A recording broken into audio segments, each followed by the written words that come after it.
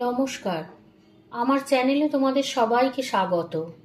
আজকের গল্প পিছনের জানলা, লেখক হরিনারায়ণ চট্টোপাধ্যায়। আচমকা বদলির হুকুম এলো কলকাতা থেকে গয়া। মোটঘাট বেঁধে গয়া পৌঁছে দেখি প্ল্যাটফর্মে সুখলাল দাঁড়িয়ে। সুখলাল অফিসের কাজে অনেকবার কলকাতা এসেছে, এক অফিসেরই লোক, সেই সূত্রেই আলাপ।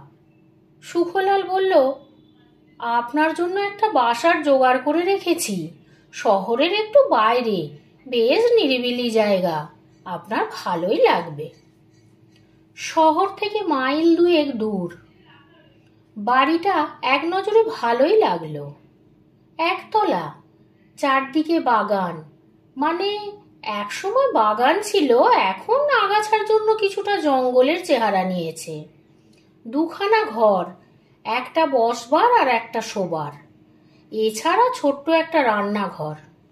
সুখলাল বাড়ির মধ্যে ঢুকে দুদিকে জানলাগুলো খুলে দিল। শীতের অল্প ঠান্ডা বাতাস ভালোই লাগলো। চারপাশে বাড়ি না থাকায় অনেক দূর পর্যন্ত দেখা গেল উঁচু নিচু মাঠ, গাছপালা, ঝোপঝাড়। রান্নার ঘরে ঢুকে সুখলাল বলল, পিছনের এই জানলা খুলবেন না? জিজ্ঞাসা করলাম, কেন?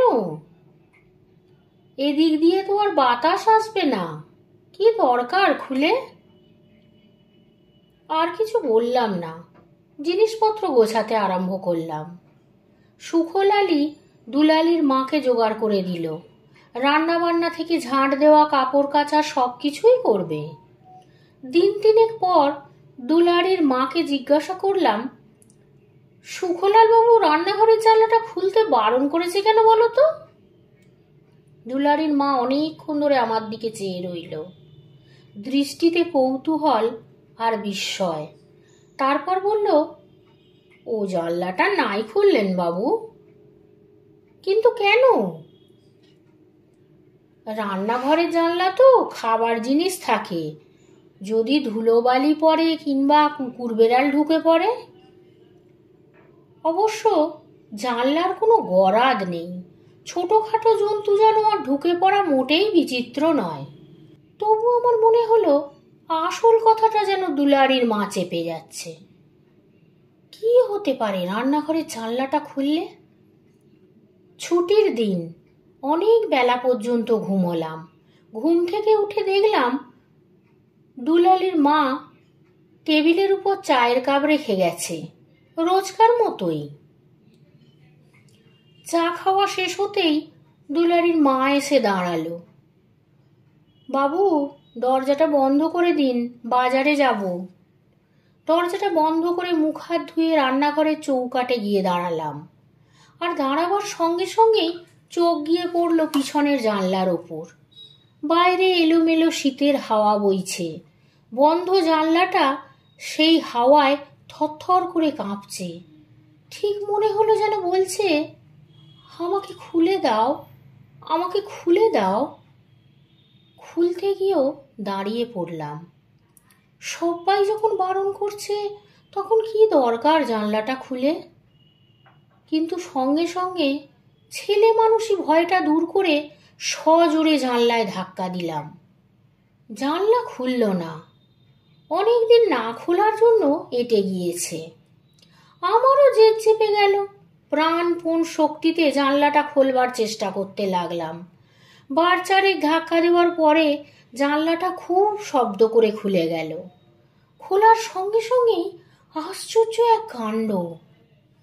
বাইরে থেকে গরম একটা হাওয়ার ঝলক ঘরের মধ্যে এসে ঢুকলো। কেন এমন হলো? অন্য জানলা দিয়ে তো বেশ ঠান্ডা হাওয়া আসছে, শীতের স্বাভাবিক হাওয়া। তবে কি অনেকদিন বন্ধ থাকার জন্য হাওয়াটা এরকম গরম? ঠিক বুঝতে পারলাম না। এগিয়ে জানলার কাছে গিয়ে দাঁড়ালাম। কি আছে বাইরে যার জন্য এই জানলাটা খোলা নিষেধ ছিল? এদিক ওদিক দেখতে দেখতেই নজরে পড়ল কাছেই একটা ছাকড়া গাছের নিচে একটা কবর। কবরের সাইজ দেখে মনে হলো ছোট্ট বয়সের কেউ শুয়ে আছে। কবরের মাথার কাছে একটা সাদা রঙের ক্রস। এই ব্যাপার, এর জন্যই এত কাণ্ড।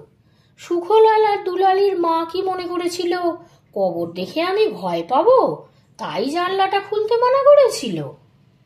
তাছাড়া আর কি হতে পারে? আর তো কিছু চোখে পড়ছে না। সদর দরজায় খুটখুট শব্দ হতে রান্নাঘর থেকে বেরিয়ে এসে দরজা খুলে দিলাম। দুলালির মা বাজার নিয়ে ফিরেছে। আমাকে দেখে বলল, বাবু বুঝি ঘুমিয়ে পড়েছিলেন? অনেকক্ষণ দরজা ঠেলছি। আমি কোনো উত্তর না দিয়ে শোবার ঘরে চলে এলাম। একটু পরেই রান্নাঘর থেকে দুলালির মায়ের চিৎকার কানে এলো, এ কি, এ জানলা কে খুললো? সর্বনাশ, কে এমন কাজ করলে? রান্নাঘরে গিয়েই অবাক হয়ে গেলাম। বাজারের জিনিস চারিদিকে ছড়ানো। দুলালির মায়ের এলোমেলো বেশ, খোলা চুল, লাল দুটি চোখ, চিৎকার করে চলেছে। কি হলো? সরো, আমি জানলা বন্ধ করে দিচ্ছি। এগিয়ে গিয়ে জানলাটা বন্ধ করার চেষ্টা করলাম, প্রথমে এক হাত দিয়ে, তারপর দু হাতে, কিন্তু কিছুতেই বন্ধ করতে পারলাম না। মনে হলো জানলার পাল্লাটা যেন কাঠের নয়, নিরেট পাথরের তৈরি। এক চুলও সরানো গেল না। ও আর বন্ধ হবে না, আমি ঠিক জানি বাবু, সর্বনাশ একটা হবেই। দুলালির মা হাউমাউ করে চেঁচিয়ে উঠল। সজোরে তাকে একটা ধমক দিলাম, আহ, কি হচ্ছে কি? চুপ করো। জানলার কবজাটা শক্ত হয়ে গিয়েছে, কাল মিস্ত্রি ডেকে ঠিক করে নিলেই হবে। সেই রাতেই আমার খাবার ঢাকা দিয়ে দুলালির মা রোজকার মতন চলে গিয়েছে। আমি বাইরের ঘরে বসে অফিসের কাজ করছিলাম। ঘড়ির দিকে নজর পড়তেই উঠে পড়লাম। খাওয়ার সময় হয়ে গিয়েছে। রান্নাঘরের কাছে গিয়েই থমকে দাঁড়িয়ে পড়লাম। খাবারের ঢাকা খোলা, থালার কাছে বছর ছয়েকের এক শিশু, ধপধপে গায়ের রং, এক মাথা কোঁকড়ানো সোনালি চুল, নীল দুটি চোখ। শিশুটি দাঁড়িয়ে নেই, অনবরত থালাটার চারপাশে ঘুরছে। হাত দিয়ে চোখ দুটো রগড়ে নিলাম। ভুল দেখছি না তো? ঘরের মধ্যে শিশু আসবে কি করে? না, সেই একই দৃশ্য। শিশুটি ঘুরপাক খাচ্ছে খুব ধীর পায়ে। একটু পরেই শিশুটি থেমে গেল। মুখ তুলে দেখলো আমার দিকে। নীল দুটি চোখের অদ্ভুত দৃষ্টি। আমার সারা দেহ যেন হিমের স্পর্শে অসাড় হয়ে গেল। শিশুটি পিছন ফিরে রান্নাঘরের দিকে চলতে শুরু করলো। আমি সাহস করে তার দিকে এগিয়ে গেলাম। কিছুটা গিয়ে আর যেতে পারলাম না। ঠিক জানলার কাছে যেতেই অসহ্য গরম হাওয়া। বাড়িতে আগুন লাগলে যেরকম গরম তাপ লাগে, অবিকল সেই রকম। একটা ধোঁয়ার কুণ্ডলী। তারপর শিশুটিকে আর দেখতে পেলাম না। কিছুক্ষণ দাঁড়িয়ে থেকে সন্দেহ হলো, সবই হয়তো আমার মনের ভ্রম। ছোট্ট একটা কবর দেখে শিশুটিকে কল্পনা করেছি। সেই কল্পনার রূপই দেখছি চোখের সামনে। খেতে বসতে গিয়েই থেমে গেলাম। থালার চারপাশ ঘিরে ছোট্ট ছোট্ট পায়ের চিহ্ন। দুপুরের দিকে বৃষ্টি হয়েছিল। বাইরের মাঠে জল জমেছে। শিশুটি বুঝি সেই জল পার হয়েই এসেছে। খাবারে হাত দিতে পারলাম না, উঠে এলাম। তাহলে এ তো আমার মনের ভুল নয়, শিশুটি সত্যিই এসেছিল। এই প্রথম মনে হলো পিছনের জানলাটা না খুললেই ভালো করতাম। কাল মিস্ত্রি দেখে জানলাটা আগে বন্ধ করতে হবে।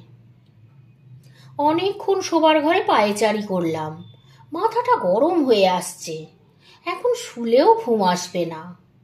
বেশ কিছুক্ষণ পরে আবার রান্নাঘরে গেলাম। ভালো করে দেখলাম কোথাও কোনো পদচিহ্ন নেই। অবশ্য জলের দাগ এতক্ষণ থাকার কথা নয়। তবু খাবার কোনো ইচ্ছা করলো না। এক সময় বাতি নিভিয়ে শুয়ে পড়লাম। সহজে ঘুম এলো না, এপাশ ওপাশ করতে লাগলাম। রাত তখন কটা জানি না। গলায় খুব ঠান্ডা একটা স্পর্শ পেয়ে চমকে জেগে উঠলাম। জানলার কাচের মধ্য দিয়ে চাঁদের আলো এসে বিছানার উপর পড়েছে। কোথাও কোনো অস্পষ্টতা নেই। সেই শিশুটি এক হাত দিয়ে আমার গলা আগড়ে ধরে শুয়ে রয়েছে। সবলে শিশুটিকে সরিয়ে দিতে চাইলাম, পারলাম না।